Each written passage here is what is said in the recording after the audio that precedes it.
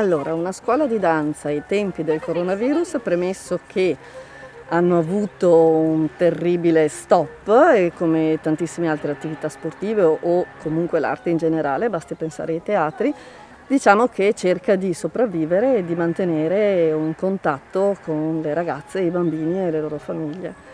Allora, le sfide e le difficoltà dell'aperto è che mancando quello che è il necessario per fare danza, quindi la sbarra e una pavimentazione sicura, ovviamente gli esercizi e tutto quello che è l'attività della danza viene modificata e adattata alla situazione. In questo caso noi siamo fortunati perché abbiamo questo bellissimo prato che ci è stato messo a disposizione in una cornice favolosa come quella di Asolo. Però ovviamente un prato è sconnesso, non è sicuro come la pavimentazione ammortizzata della sala di danza. Quindi queste possono essere le difficoltà.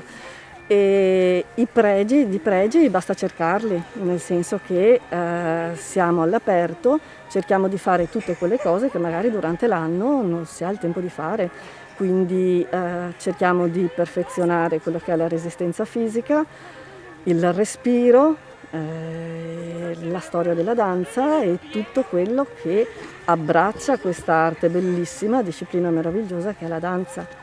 Perché purtroppo c'è un po' questa credenza popolare che la danza sia solo movimento, un qualcosa per l'elite. In realtà è una disciplina meravigliosa che forma a 360 gradi, abbraccia la cultura, abbraccia l'arte e attraverso la danza possiamo parlare di tantissime cose e possiamo introdurre le nostre ragazze, dare l'incipit per fare qualcosa di ricerca, quindi l'arte, la danza che abbraccia la fisica, la storia, la geografia, la politica e non solo l'anatomia o l'alimentazione come tanti pensano. Ecco. Diciamo che noi ci stiamo divertendo in questo aspetto. Allora, le ragazze bisogna controllarle perché comunque devono cercare di stare distanti e non sempre è facile, anche perché magari noi insegnanti dobbiamo veramente fare un po' la guardia su queste cose e oltretutto vorrei dire che la danza è un qualcosa di estremamente sicuro perché si rispettano le distanze e tutte le norme.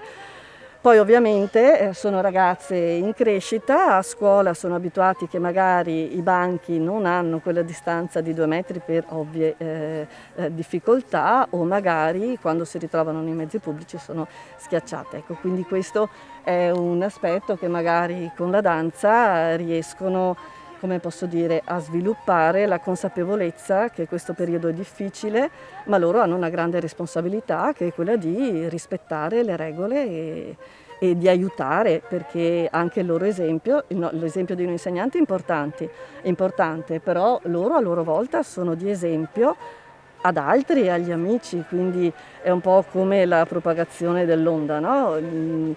Tu lanci un sasso e poi c'è una risonanza e questo è qualcosa di favoloso secondo me.